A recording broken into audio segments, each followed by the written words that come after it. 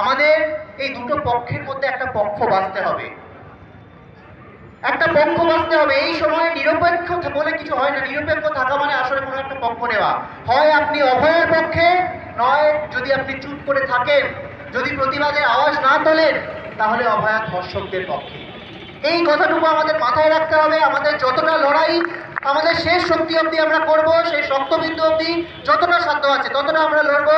West Bengal junior doctor front লড়বে, senior ডাক্তারদের যত সংগঠন আছে লড়বে, নার্সদের যে ইউনিয়ন আছে তারা লড়বে। প্রত্যেকটা জায়গায় নিজের নিজের মতো করে নাগরিকরা যে সংঘবদ্ধ হচ্ছেন প্রত্যেকে লড়বে। আমরা কাঁধে কাঁধ মিলিয়ে লড়বো এবং অবশ্যই আমরা এই ন্যায় বিচার, অভয়ের ন্যায় বিচার আমরা একদিন ছিনিয়ে আনতে পারবই।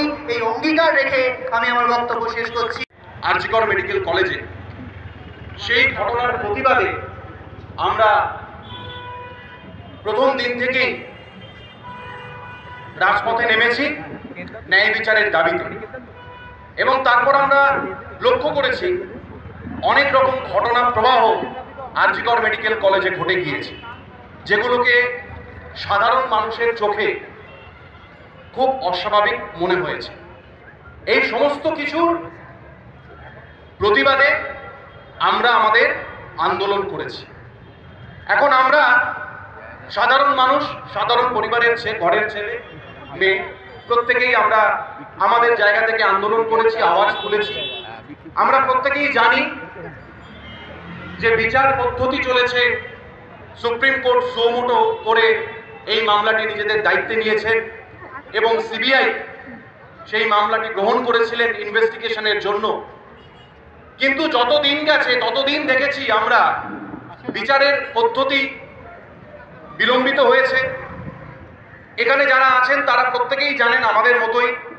আমরা দেখেছি আর.জি. কর মেডিকেল কলেজে কিভাবে তথ্য প্রমাণ লোপাট হয়েছে এবং যে এফআইআর সংক্রান্ত কথাবার্তা সুপ্রিম কোর্টে যখন শুনানি চলে তখন মাননীয় বিচারপতি নিজেই বারবার বলেছেন যে এই ঘটনাটা স্বাভাবিক নয়, এরকম ঘটনা উনি গত 30 বছরও দেখেন।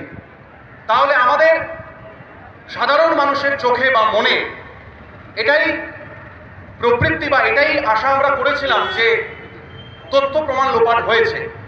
এবং আমরা দেখেছি আন্দোলন চলার সময় এই তথ্য প্রমাণ লোপাট এবং আরো কিছু কিছু কারণে দুজন ব্যক্তিকে গ্রেপ্তার করা হয়েছে, সন্দীপ ঘোষ এবং অভিজিৎ মণ্ডল, টালা থানার ওসি। কিন্তু তারপরে দেখা যায় 90 দিনের মাথাতেও সিবিআই সেই চার্জশিট দিতে পারলো না। কেন দিতে পারলো না তার উত্তর হয়তো অনেকেই অনেক রকম ভাবে দেবেন, প্রশ্ন অনেকের অনেক রকম থাকবে।